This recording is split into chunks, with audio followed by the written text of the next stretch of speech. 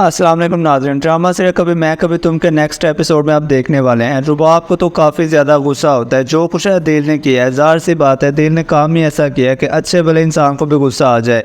वो मौका ढूंढती है कि किस तरह से वो दिल को उसके माँ बाप समेत इस घर से बाहर निकाले। तो अब होगा ये कि नताशा और अदील के अफेयर के बारे में जब रुबाब को मालूम होता है तो वो तो दंग रह जाती है। वो कहती है कि तुम इस कदर घटिया इंसान हो सकते हो, इस कदर धोखेबाज इंसान हो सकते हो, मैंने तो कभी सोचा भी नहीं था।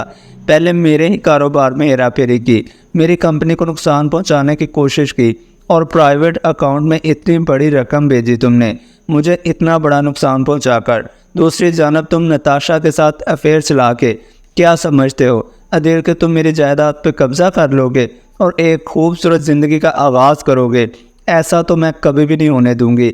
मेरा नाम भी रुबाब है और रुबाब को धोखा देने वाला कोई पैदा ही नहीं हुआ।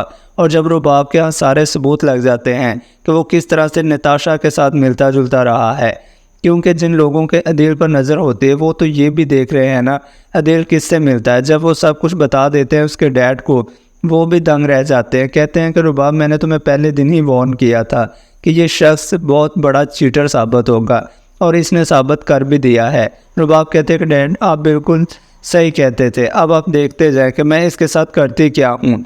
ड्रामे में ट्विस्ट तो उस वक्त आता है जब रुबाब अदील को काफ़ी बातें सुनाती है। उसकी अम्मी तो काफ़ी हैरान होती है कि यार रुबाब को हुआ क्या है, इसके तो तेवर ही बदल गए हैं। जब से वहाँ से वापस आई अजीबोगरीब बातें कर रही है।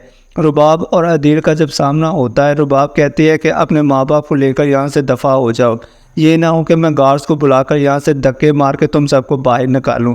अदील कहते हैं कि रुबाब क्या हो गया, जो भी बात करनी है मुझसे करो और अपनी हद में रह कर करो, इस कदर गुस्सा करने की तुम्हें ज़रूरत नहीं है। और जानते हो ये मेरे माँ बाप हैं, अपने माँ बाप के बारे में मैं एक लफ्ज़ भी बर्दाश्त नहीं कर सकता। शायद तुम अच्छे तरीके से जानती होगी। जिस पर रुबाब कहती है कि मैं सब कुछ जानती हूँ। नताशा के साथ अफेयर चलाना, मेरे पीछे उसके साथ मिलते जुलते रहना, मरे के सैर सपाटे करना और इसके बाद हमारे ही कंपनी के सेक्रेटरी शाइस्ता के साथ तुम्हारा अफेयर चलाना, मुझे सब मालूम है। इतना बड़ा धोखा दिया तुमने मुझे, बहुत बड़े चीटर हो तुम, लेकिन इसका हिसाब तो मैं तुमसे लेकर रहूँगी। इसके बाबा भी दंग रह जाते हैं। कहते कि दिल ये मैं क्या सुन रहा हूँ, क्या तुम पागल हो चुके हो?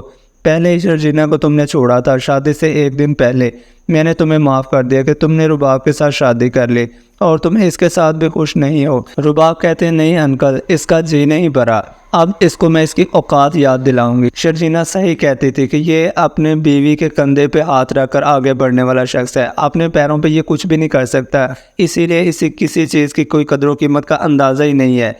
वो कहते हैं कि अपने माँ बाप को लेकर यहाँ से दफ़ा हो जाए, इससे पहले कि मुझे गार्ड को बुलाना पड़े। अदील कहता है कि तुम मेरे साथ ऐसा नहीं कर सकती। वो कहती है कि जो ख्वाब तुमने सोचे हुए थे ना, वो 2 मिनट में मैं चकनाचूर कर दूंगी।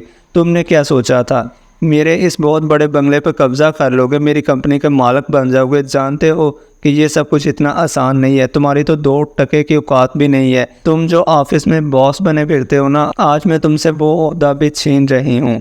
इसके अलावा मेरी किसी चीज़ पे तुम्हारा कोई हक नहीं है। मेरा गाड़ी बंगला पैसा सब कुछ आज से सिर्फ मेरे पास होगा। तुम रोडों पे धक्के खाते फिरोगे, यही सब कुछ तुम डिज़र्व करते हो। तो नाज़रीन, आई होप सो आपको हमारी वीडियो अच्छी लगी होगी। मिलते हैं नेक्स्ट प्यारी सी वीडियो में, तब तक के लिए अल्लाह हाफिज़।